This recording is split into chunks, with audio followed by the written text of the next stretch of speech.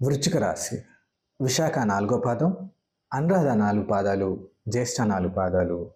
వృశ్చిక రాశి ఈ సంవత్సరం వృశ్చిక రాశికి చూసినట్లయితే ఆదాయం 2, వ్యయం 14, రాజ్యపూజం 5, అవమానం 2.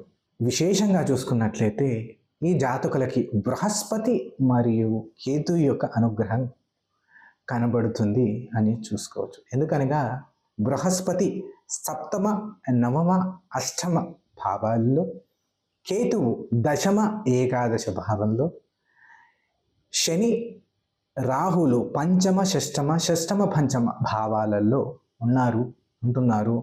వారి సంచారం ఉంటుందని చూసుకోవచ్చు.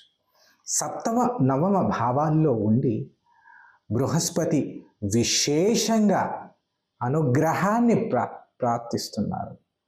అందులో దశమ, ఏకాదశ భావంలో కేతు ఉండి, ఏకాదశ భావంలో కేతు ఉన్నట్లయితే విశేషమైనటువంటి దైవ సంకల్పము, దైవానుగ్రహము, ధర్మబద్ధమైనటువంటి ఇన్కమ్ని ఇస్తారు అని చెప్పేసి చెప్పుకోవచ్చు. అలాగే బృహస్పతి సప్తమ, నవమ భావాల్లో ఉండడం చేత వారు ఎట్లాంటి కర్మలను చేసినా ధర్మబద్ధమై విశేషమైనటువంటి ఫలితాలను ఇస్తాడు. అలాగే శనీశ్వరుడు మరియు రాహు చతుర్థ, పంచమ భావాల్లో ఉండడం వల్ల స్త్రీల చేత అపవాద పడడం, అందులో శరీర ఆరోగ్య సమస్యలు మరియు రెగ్యులర్గా ఫ్రీక్వెంట్గా ట్రావెల్ చేయడం, అందులో పూర్వజన్మ కర్మలని అనుభవింపజేస్తాడు. అంటే ఈ సంవత్సరం వృశ్చిక రాశి వారికి విశేషంగా దేవతానుగ్రహం కావాలి.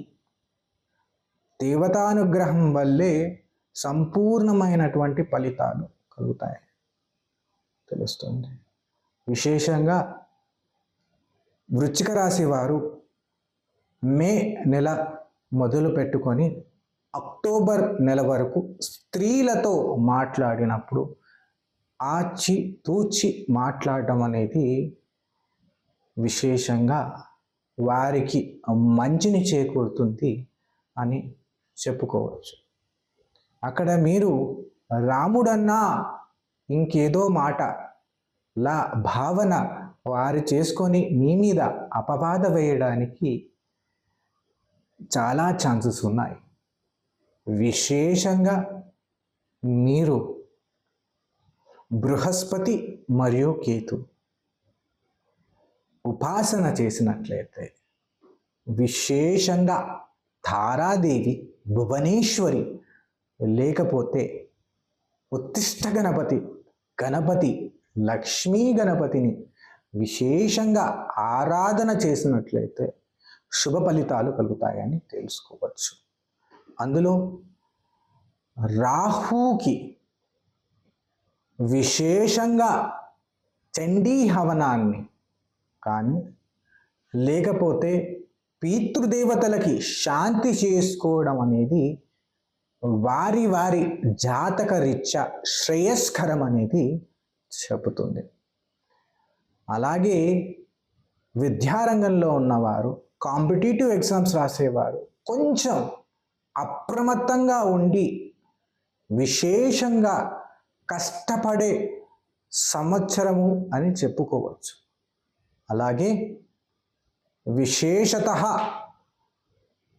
తమ తల్లిలోని ఆశీర్వాదాన్ని తీసుకొని ఏదైనా విశేష కార్యక్రమాన్ని చేస్తున్నారంటే తమ తల్లి యొక్క ఆశీర్వాదాన్ని తీసుకొని పని చేసినట్లయితే 100% విశేష ఫలితాలు కలుగుతాయని వృశ్చిక రాశి వారికి చెప్పుకోవచ్చు.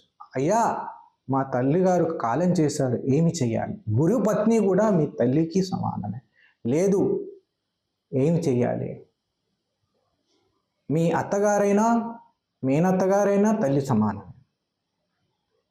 అయ్యా, వివాహమైంది, మేము అత్తగారికి దండం పెట్టకూడదు, శాస్త్రం ఒప్పుకోదు అనుకున్నప్పుడు గురుపత్ని కావచ్చు, ఎవరైనా ఇంటి దగ్గర ఉన్న వృద్ధులు అయినా కావచ్చు, స్త్రీలకి, ముత్తైదో స్త్రీలకు కావచ్చు, ఎవరికైనా కావచ్చు, వెళ్ళి వారి ఆశీర్వాదం తీసుకొని, అమ్మా మీ ఆశీర్వాదాన్ని ఇవ్వండి, నేను ఈ శుభకార్యాన్ని చేస్తున్నాను అనే ఆశీర్వాదం తీసుకుంటే విశేషమైన ఫలితాలు పెరుగుతాయని చెప్పుకోవచ్చు.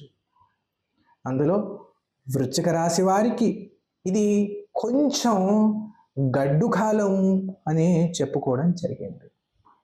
విశేషంగా గణపతికి, లేకపోతే లక్ష్మీదేవికి, లేకపోతే భువనేశ్వరి దేవికి వీలైనంత వరకు అభిషేకాలు కానీ, దేవతా స్థానాన్ని వీక్షించడం కానీ, లేకపోతే ప్రదక్షిణం చేయడం కానీ ప్రతి గురువారం విశేష ఫలితాలు వస్తాయని చెప్పుకోవచ్చు.